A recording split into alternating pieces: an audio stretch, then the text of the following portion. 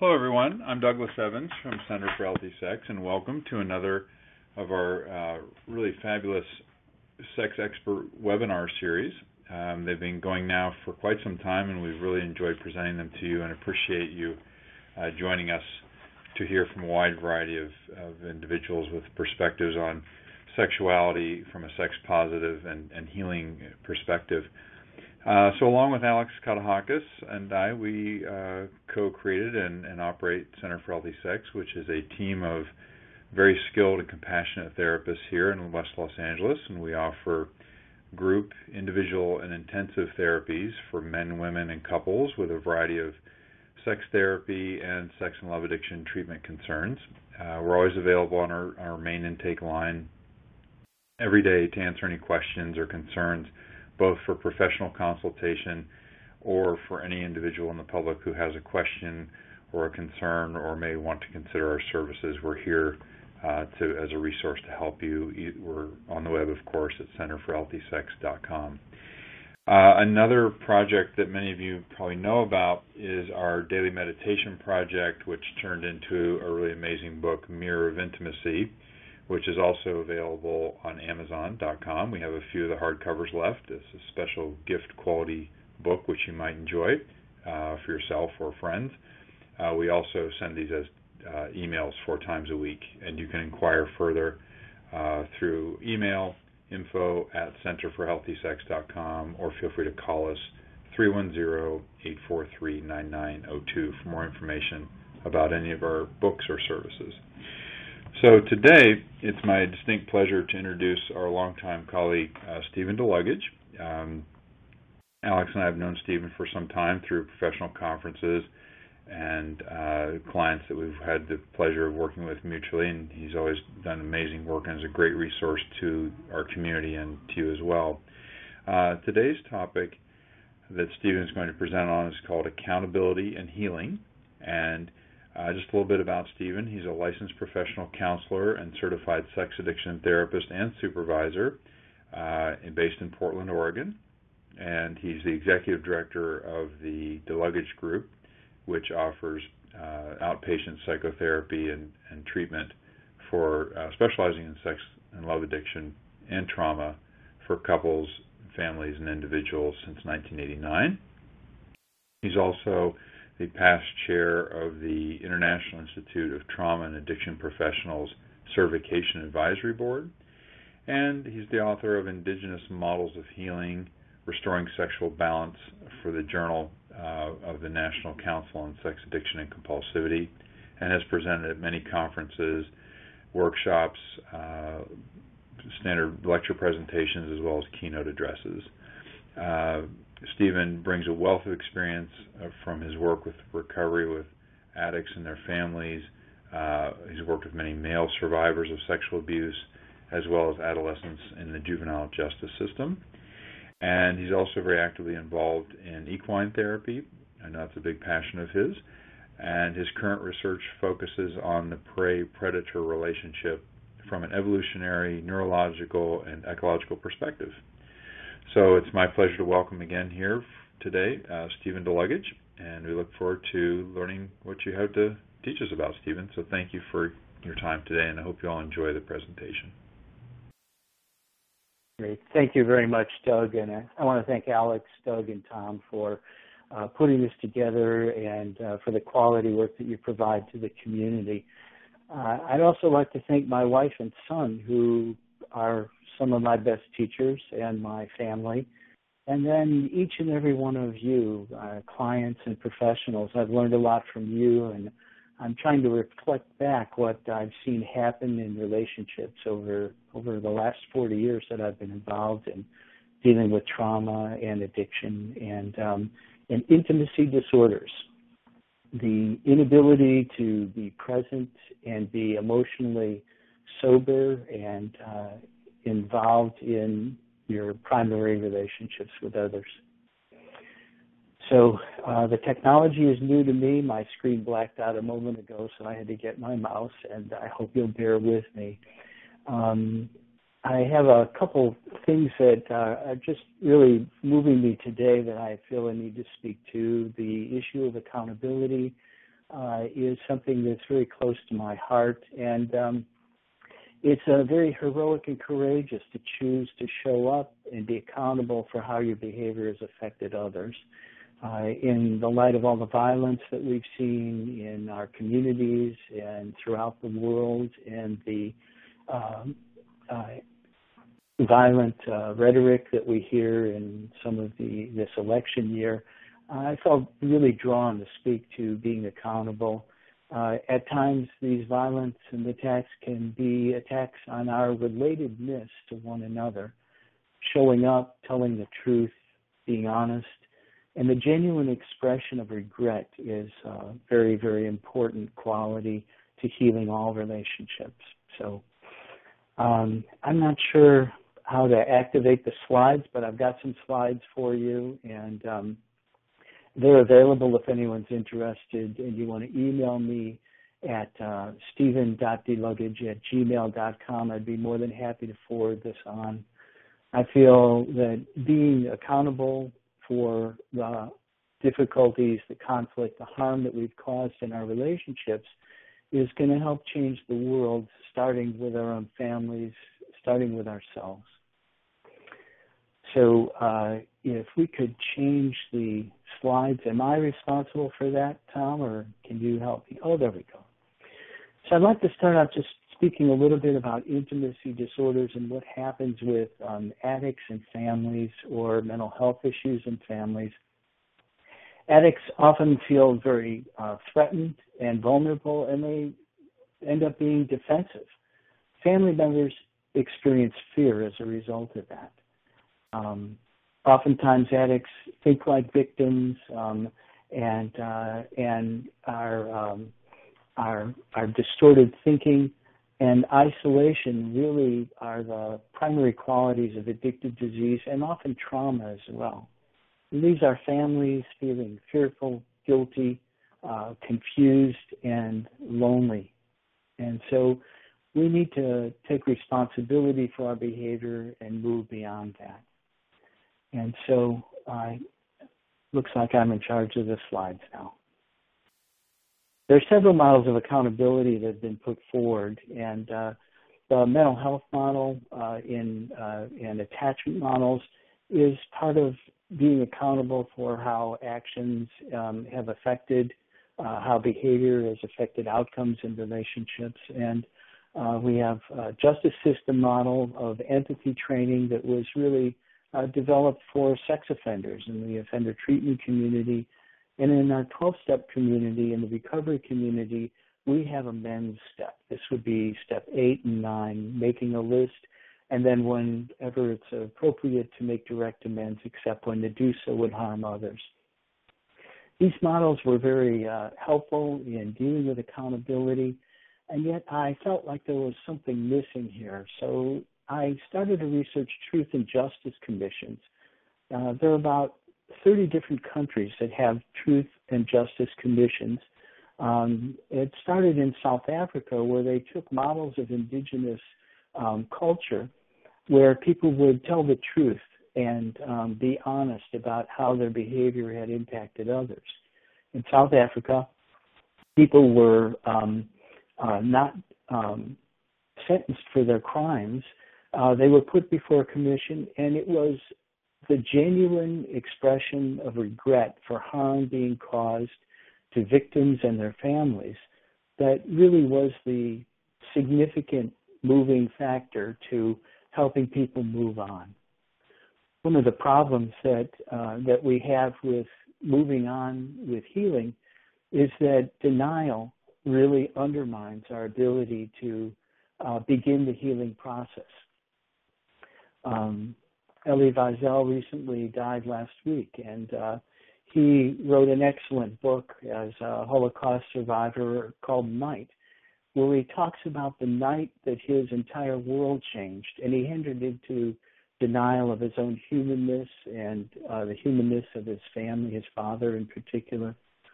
And Elie Wiesel talked about this discrepancy. There's a dialectical conflict between the need to talk about things that are so difficult to express and the futility of trying to explain an event that defies reason and our imagination. And yet, when it comes time to healing relationships, it is the genuine regret for the harm that we've caused that allows healing to begin.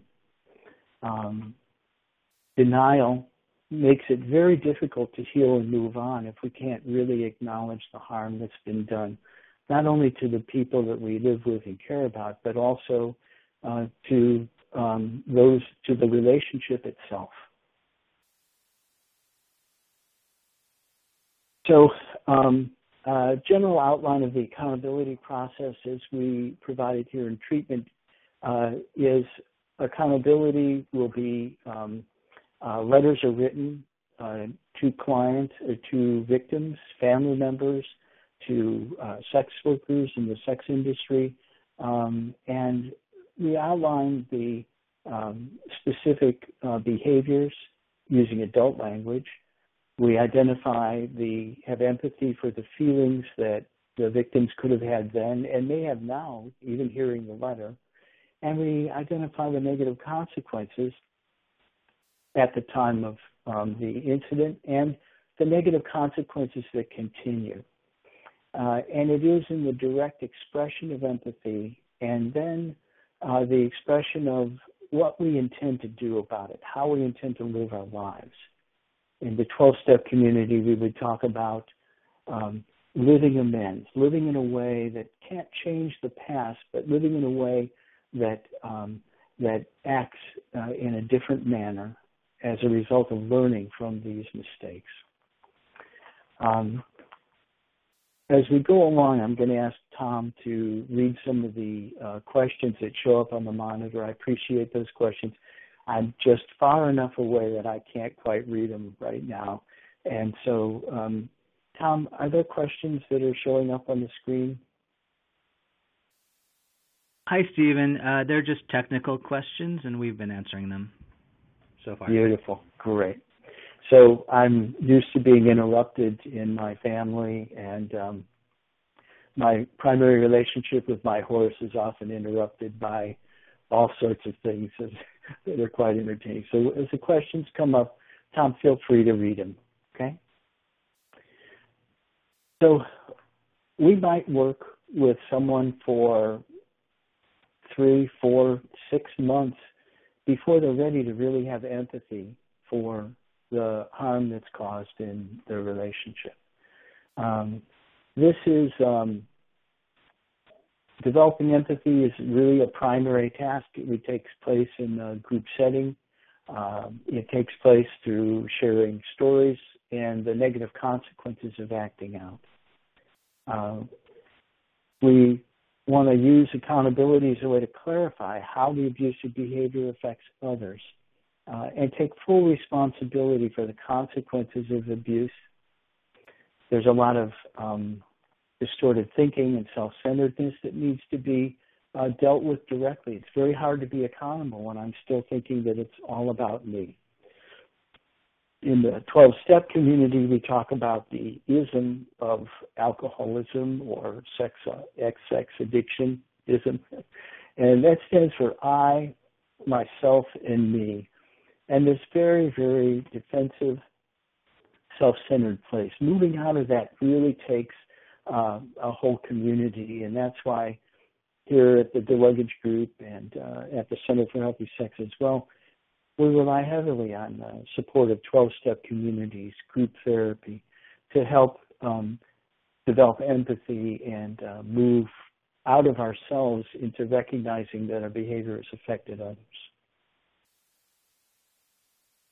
It's important to know that there's more to who you are than your disease, and it's important for betrayed partners to know there's more to your marriage, your relationship, and to your partner than their acting out or their abusive behavior.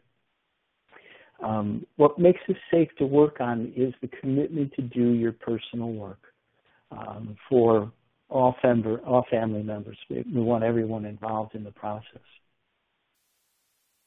The goal of accountability is to restore trust with a structured plan of recovery and clear boundaries. So the most important part of the accountability process is to have a clear plan of how you want to invite the relationship to come together again.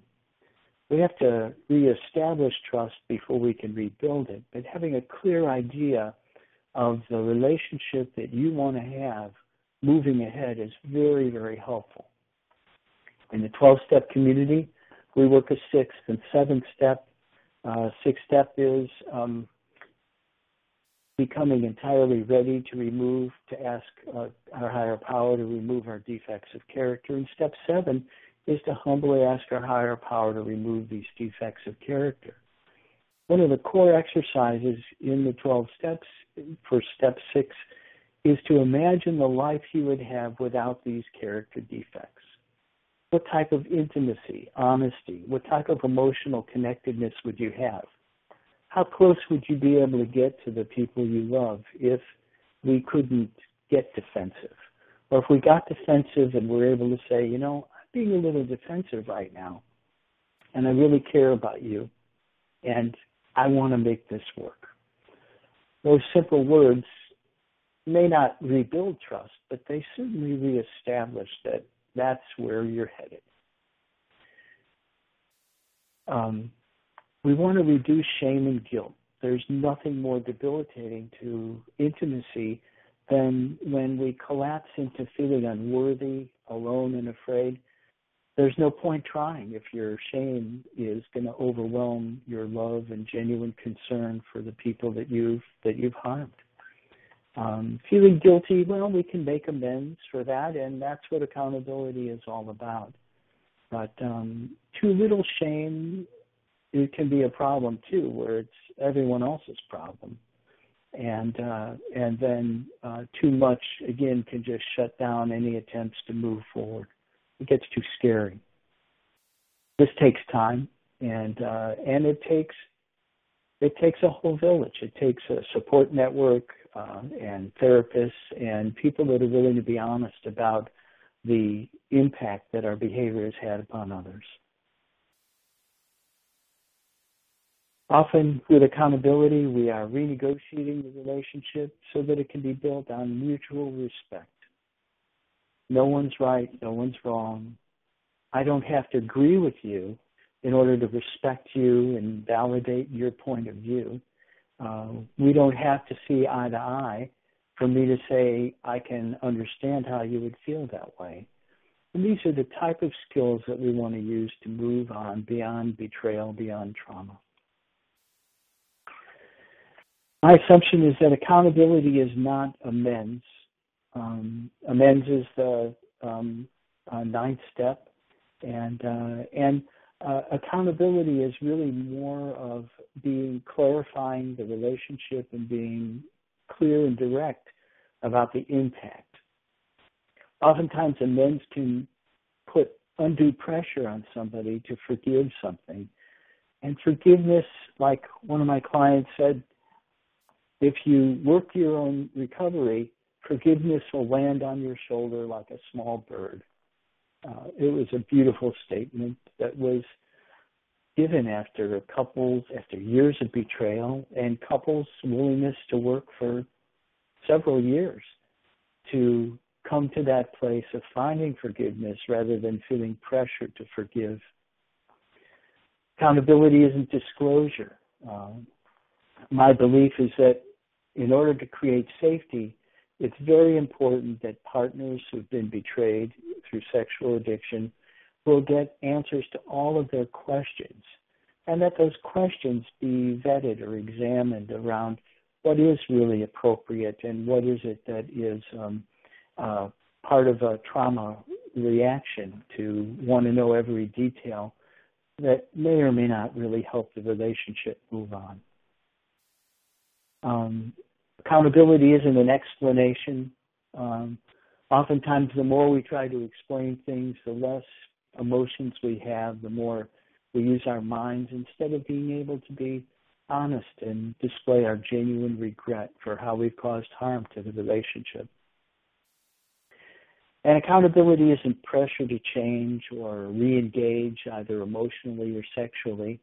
Oftentimes, unwittingly, therapists that are dealing with betrayal trauma or infidelity or sexual addiction will inadvertently collude with addicts to put pressure on partners to be sexual or to engage in ways that they're not ready or they may not want to. And this is something we have to be very respectful of the healing process, not only for the betrayed partner, but for the addict as well. Oftentimes, addicts want to move ahead with their recovery and get back to the way things were.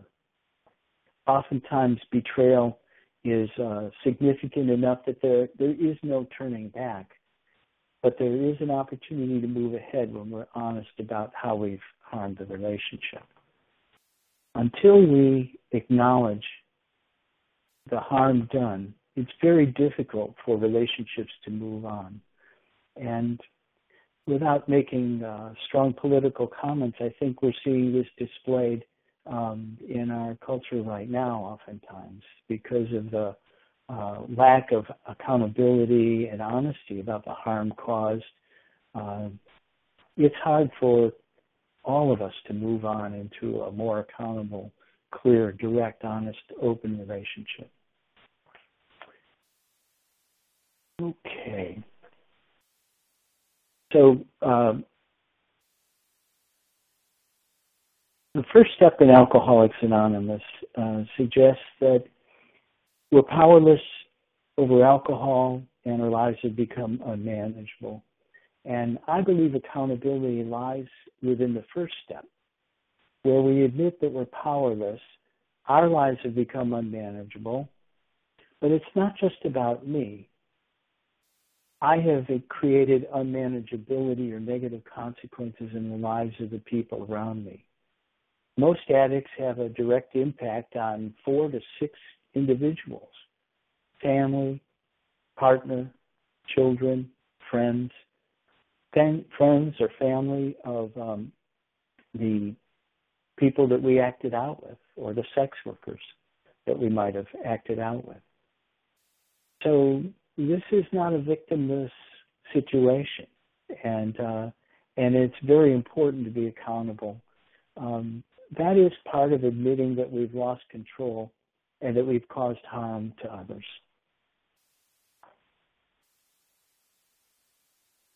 We also understand that thinking like a victim in any relationship keeps the relationship from moving on. It doesn't mean that people aren't victimized, they are. And we see all too much of that today, and the violence being acted out in our country and throughout the world, and within our relationships as well. It does mean thinking like a victim. It's all about me. Why did this happen? It's not fair. All of that kind of damned if I do, damned if I don't thinking makes it impossible to really stay grounded and present and be accountable for how your behavior has affected others. We get lost in thinking about ourselves. Accountability is a process by which you become a moral person. This is a direct quote from one of my clients who spoke about acting out and having no sense of morals. Anything goes as long as it was satisfying, pleasurable, or all about me. So there are some adult developmental issues that we begin to work through using the accountability process.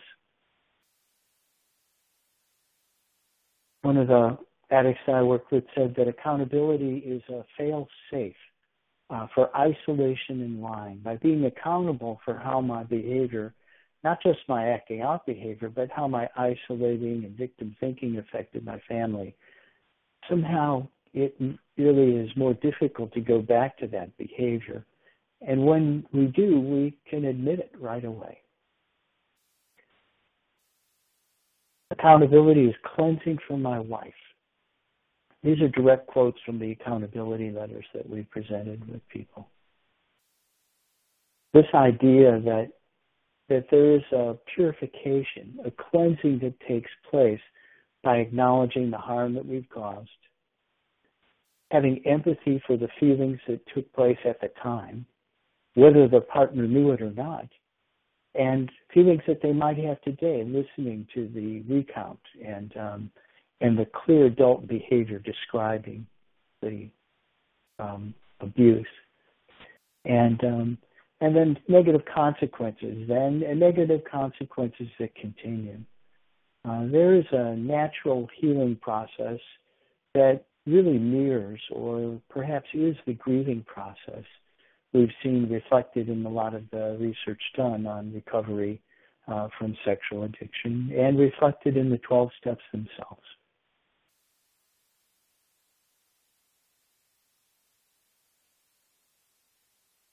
We want partners to know that when you've been lied to, there's a legitimate need to experience the genuine regret from somebody that's caused harm.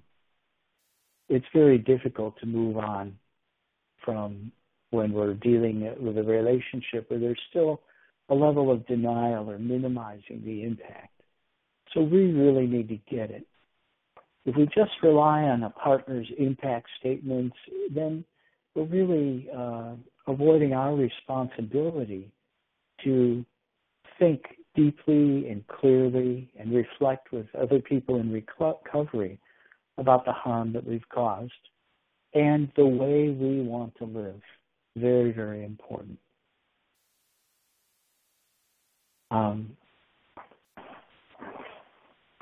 Oftentimes, without accountability, that victimization that we experienced in our own family gets reenacted with others. And so we want to countermand that. We want to reverse that. Oftentimes, addicts need to write letters to people that have victimized them before they can move ahead with being accountable for how they've caused harm in the relationship. So these are a lot of the assumptions that we work on with the accountability process. And I have some direct quotes that I've taken that I would like to use to describe, but I want to check in with you and see if there are any questions and invite any questions about this process that we're talking about. Hi, if you'd like to write a question, you can type it into the chat window if you're joining us online. And if you're joining us by phone, feel free to email a question to us at tom@centerforhealthysex.com. Thanks.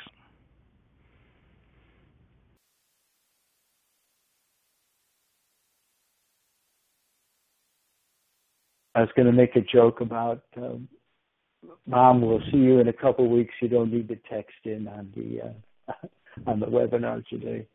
So when we start writing these letters, it's a very painful process, and so I hope I've been clear about that.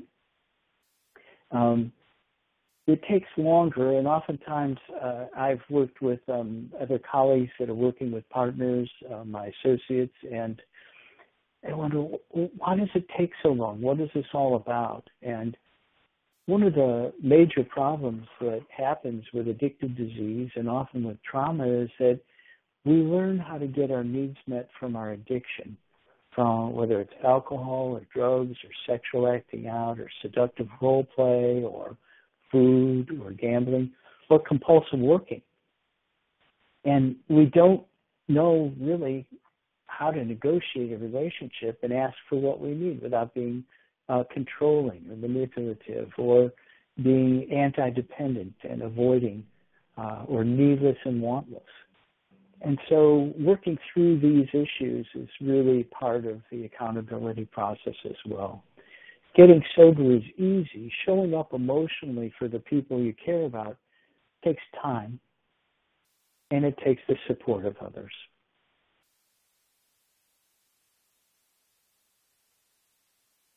So in the letters that get expressed, people identify behaviors. There's usually four major areas where accountability needs to take place around betrayal. The first is being emotionally unavailable. This can be with mood-altering substances, work, behaviors, It can be just with preoccupation with ourselves.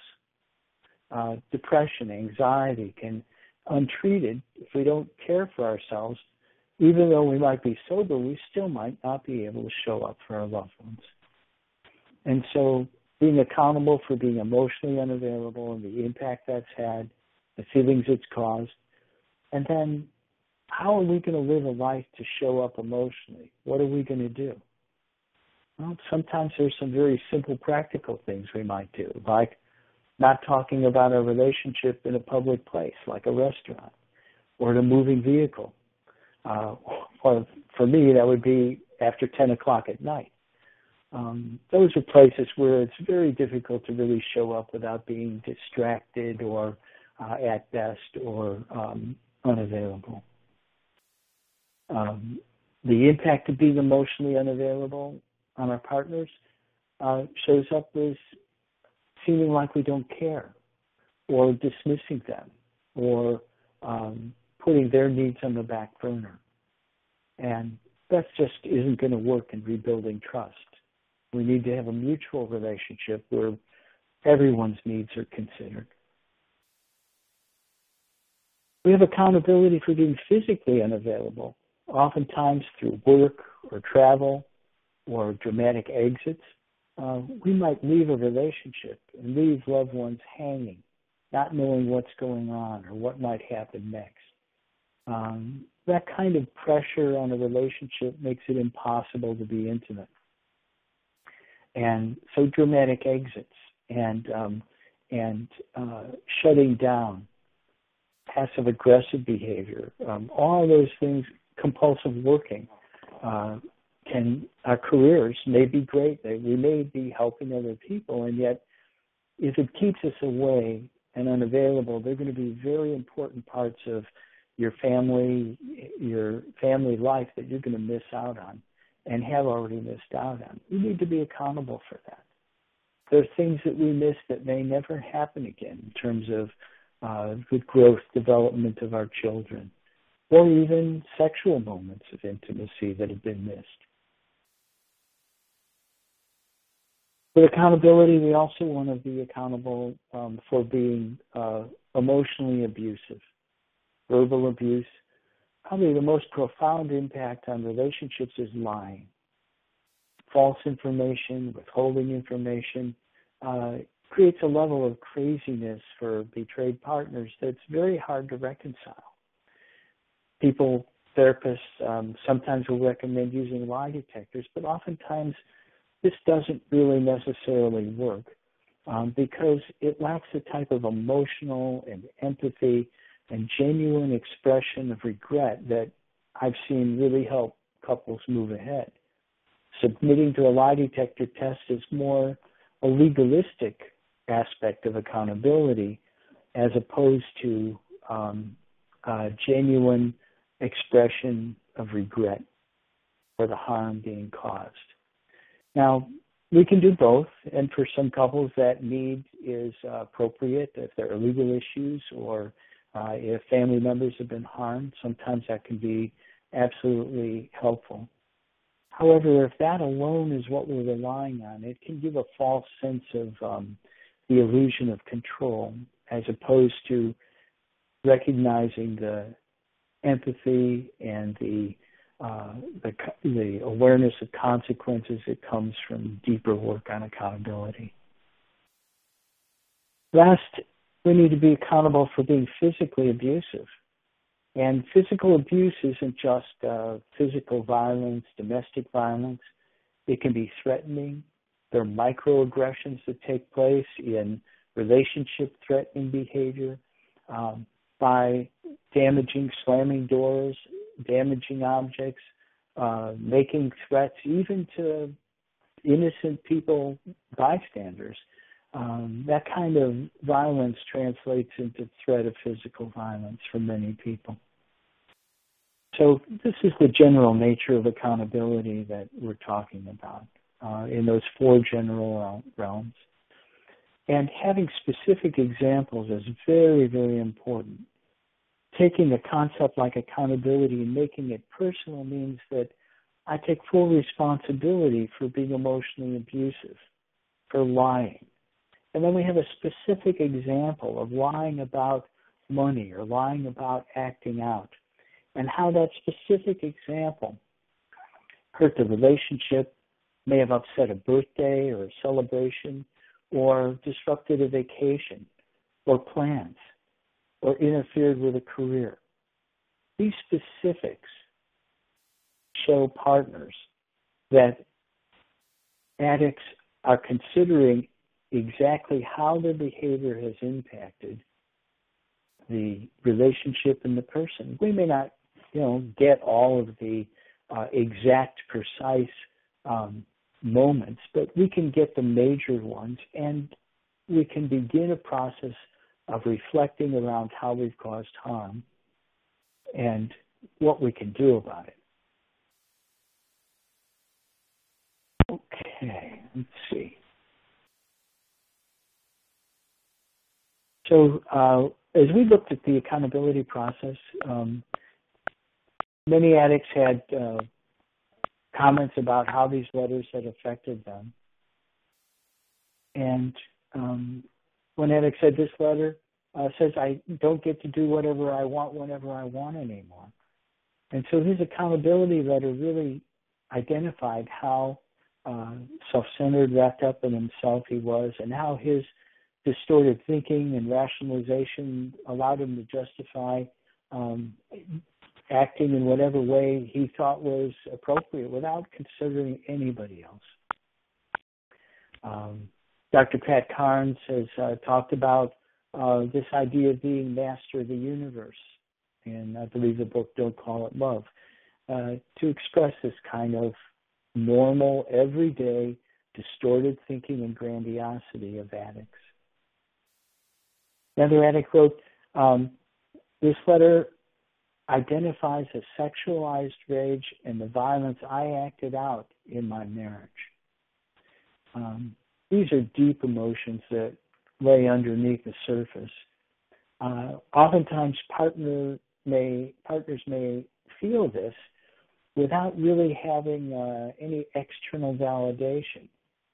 When you're around that type of violence, it's hard not to think that somehow you caused it, or somehow that there's something you could do to change it. It's very disorienting at best, and it really affects our sense of ourself. By recognizing and owning that, it takes pressure off partners that may be blaming themselves or be vigilant or hypervigilant in avoiding conflict, or trying to make their partner feel comfortable in an attempt to avoid confrontation and conflict. Accountability letters identify how one addict wrote, my passive-aggressive behaviors are based on my victims think that I don't have a voice and I'm backed in a corner. This experience for somebody gets acted out in defensive behavior, and the defensive behavior is scary for loved ones and for whether they're the direct recipient of that defensive behavior or whether they're just witnessing it.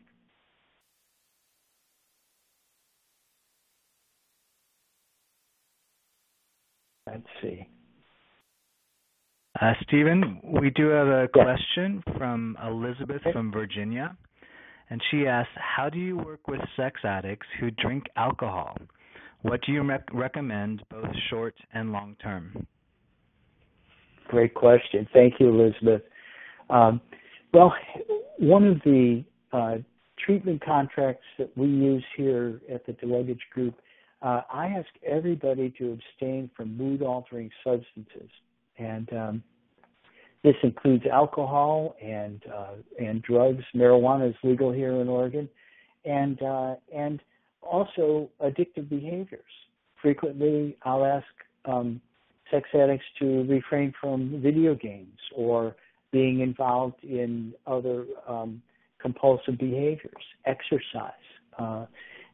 We want to reduce these. They may not get drunk on exercise, or they may not But if we feel that those mood-altering behaviors, and certainly alcohol, is getting in the way of someone being able to regulate their affect, meaning if someone's using alcohol to manage their anxiety or their stress, then what happens is we start to confront some of these deeper issues. It's very difficult not to get defensive and reactive. Remember, the primary goal here is reestablishing a healthy relationship where you can get your emotional needs met from the relationship rather than from a substance or a behavior. And so frequently we see people engaged in seemingly irrelevant behavior, whether it's alcohol, and the alcohol by itself may not seem problematic, but it does disinhibit, and it may contribute to acting out behaviors, and it certainly can contribute to unpredictability around moods at times. So whether someone has a problem or not, I ask them to abstain from mood-altering substances and behaviors at times so that they can begin to learn how to get their needs met from a primary relationship, either with a sponsor, people in the 12-step community, with me as a therapist, or with trusted friends, and certainly in their primary relationship. So when we're treating sex addiction, we have to look beyond just getting sober. Sobriety is important, but the real difficulty is reestablishing a healthy relationship where both parties can be reliable informants and both parties can be a source of support and comfort when things are difficult. So if someone's getting their needs met from other substances or behaviors, we want to eliminate those in a respectful way. I don't believe everybody who drinks has a problem. But at this time of healing, when you're trying to restore and reestablish trust, it calls for extraordinary measures while you rebuild trust and learn how to get your emotional needs met from a real person rather than a substance or a behavior. Thank you for your question, Elizabeth. Let's see, here's another quote directly from an accountability letter. My passive-aggressive behavior was abusive to you and our family, whether I withdrew, bullied, or attempted to control, whether it concerns sex, family plans, or just an argument. It contributed to uncertainty in our relationship and undermined your contribution to our relationship. And I would add to the family. This is a very powerful letter written where the accountability for the sexual behavior was actually very straightforward. But the hypervigilance, the control, and the passive-aggressive behavior continue to make it unsafe, even though people might be sober. So this is where stopping the behavior isn't really enough. Being accountable for the behavior and the empathy and the impact allows us to recognize that there are a lot of consequences of our defenses or a lot of sometimes trauma issues or depression that really make it very difficult for people to feel safe and like they're having a mutual relationship.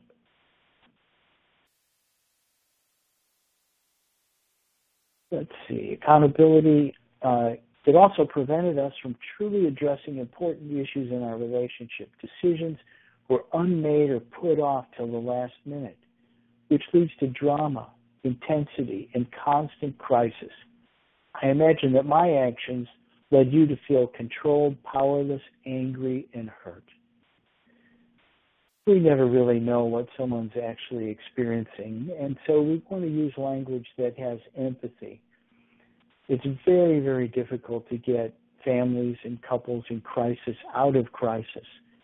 It seems like things can be triggered. And the way out of those crises, there are going to be triggers, not only for betrayed partners, but also for addicts as well. Those triggers can activate very strong emotions. And the most difficult process is to keep those feelings relational by talking about them and by acknowledging them rather than just blindly reacting. Some of the best conversations I have ever had have started out with "you always" or "you never," and all sorts of difficult moments I've been able to move beyond, both at home and in my work, by staying present and just trying to listen to what somebody has to say. I don't have to agree with somebody to hear what they have to say, and just reflect back what I hear you saying. This idea of getting out of crisis sometimes, it often is very stressful, not only for family members, but there are a lot of therapists that can get lost and distracted by the moment-to-moment crisis without having accountability process to help people move beyond it. Being able to identify how my thinking and my reactions contribute to crisis within the moment, within the relationship, allows other people to step up and acknowledge their part in it as well.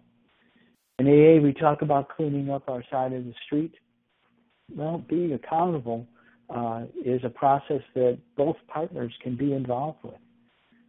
Many times in the pain and reactivity of betrayal, things are said, relationships are threatened or ended that need to be acknowledged as well. I believe both partners in a committed relationship eventually need to be accountable for how they've been unavailable and the harm that's been done. Starting with addicts is very, very important.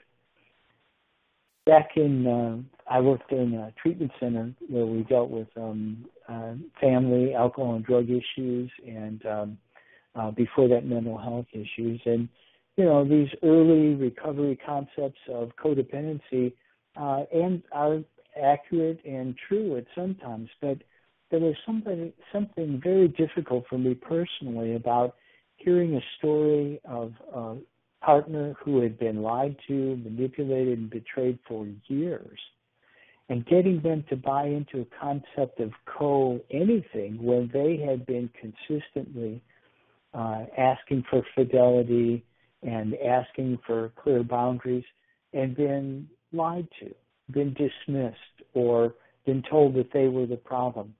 Somehow that didn't quite fit the experience. So shifting to this idea of betrayal trauma, shifting to this idea of accountability, and using models like the Truth and Justice Commissions used worldwide has really helped be able to move beyond some of this old thinking about addiction and co-addiction. And instead we think about addictive disease and the intimacy disorders that are a natural cause of addiction, being unable to show up, be emotionally present in our primary relationships. And we can take a look at the betrayal trauma. Human beings are beautiful. When we care about somebody, it's very, very difficult, if not impossible, to believe that somebody that I love can actually hurt me or cause me harm in the ways that often happens with sexual addiction and betrayal. Human beings just aren't capable of getting that, and it's hard to put it together. And so the trauma is very real, it's very disorienting, and is something that it needs to be addressed. So betrayal trauma and sex addiction-induced trauma is very, very useful concepts.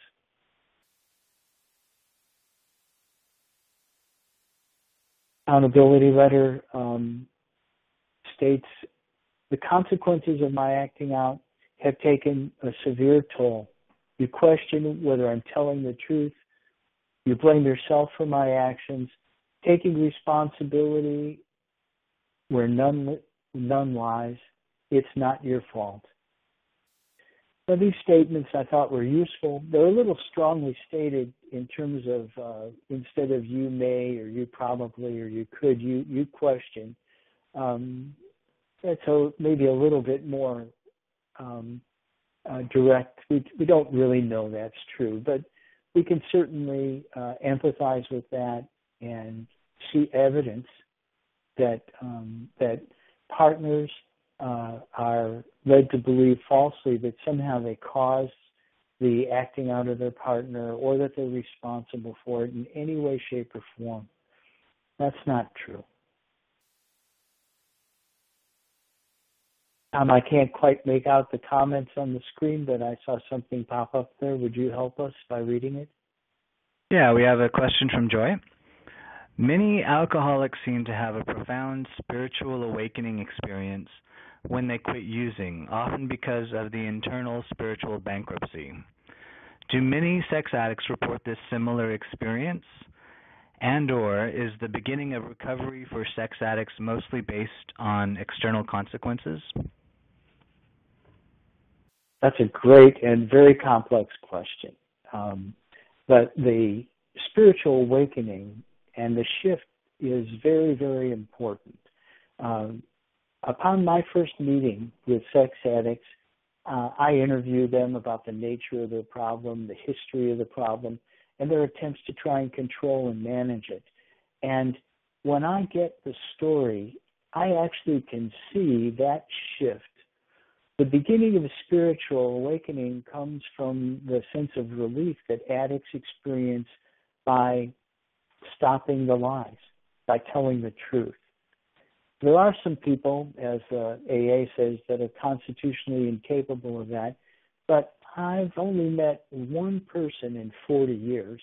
As an adolescent, I think he really just needed more time sober and some growing up to get it. But this shift that takes place is both spiritual, it's emotional, it's intellectual. We get a whole new view of the world, ourselves, and our sexuality. I really have a beautiful, beautiful job. I see this pretty much on a daily basis when people are struggling with confronting their denial, and then they finally get it, that they've been thinking like a victim, or they've been isolating or rationalizing or justifying in ways that just don't make any sense. So, yes, spiritual awakening is very, very important. I believe it's a necessary part of recovery. That doesn't necessarily have anything to do with the person's theological beliefs. One of the difficulties, though, is that addicts, and sex addicts in particular, have a discovery crisis. Most of the people I see have been through therapy. They've known they've had a problem for a year or two. They've tried to quit. They've gone to counseling. The counseling has misdiagnosed the problem. Or inadvertently, counselors have tried to pressure partners to be sexual in ways they may not feel comfortable. Sex addiction is not about sex any more than alcoholism is about alcohol. It is about fear and resentment and the defenses, denial, and deluded thinking. So when human beings start telling the truth after they lie, there's a shift in integrity. In active addiction, there is no integrity. People say one thing, they do another thing, they think a third thing. There's no congruence to their behavior. And so part of this spiritual awakening I think you're talking about has to do with being congruent, acting, saying, and behaving in ways that are consistent and congruent. Having a spiritual awakening is great, but if you can't bring that back to the relationship, then it can be just another experience. And so bringing those tools back to relationship by being able to speak honestly and directly about the harm that's been caused is important. The problem with the recovery process is that there's a crisis. Something happens to force people to get help. The pain of that crisis is greater than the fear that keeps people from getting help. And so what we find is that addicts go into crisis, they tell the truth, and they start feeling better and better. They have a group of guys, their recovery community they can participate in. They get a counselor who listens to what they say and gives them a roadmap of recovery, while partners who've been betrayed and lied to are just beginning to understand the nature of the problem. They're just beginning to understand the impact of them, their families, their sexuality, their sense of themselves as a partner. And so we have people in a relationship that are going in different directions. Addicts tell the truth after lying and living a double life. They feel a sense of relief, gratitude. You hear it at meetings all the time. Whereas family members continue to feel this confusion and begin to get disclosure and get more and more pieces of what happened, and gradually begin to understand the impact that this has had on their relationship. So that discrepancy is something we need to address in treatment and acknowledge. Everyone recovers at their own rate. There are similar stages, but for partners, they're going to be frequently 6 months, 3 months, maybe even a year behind addicts, because they're still, in some ways, recognizing the unmanageability in their own life as a result of being lied and betrayed to. So having a spiritual awakening is important, but we all come to that spiritual awakening in our own way. I hope I answered your question. We have another question, and just to let our audience know, we're coming up on the hour. We are going to continue past the hour. And if you need to leave at any time, this recording will be available on our YouTube channel at www.youtube.com/Center for Healthy Sex. So we have a question from Kim. What is the best way for a partner to be in relationship with a sex addict who is not yet ready to be accountable or be in consistent treatment? That's a great question. And, it's very important that you have the support of people that can help you really determine what are the non-negotiable needs that you have for safety and your health. If someone's acting out and risking you exposure to sexually transmitted diseases, it's very, very important to protect yourself, to get testing, to use prevention techniques, condoms if you're going to be sexual. And it's very important to be able to take a step back and really assess what are your needs. And if someone's unwilling to work on this, sometimes we need to back up and distance ourselves. Some therapists can help arrange a therapeutic separation while addicts process how things really are. But doing that alone is more than most of us can handle. It's very important that you have the support of a therapist that understands sexual addiction and can really help you take care of yourself.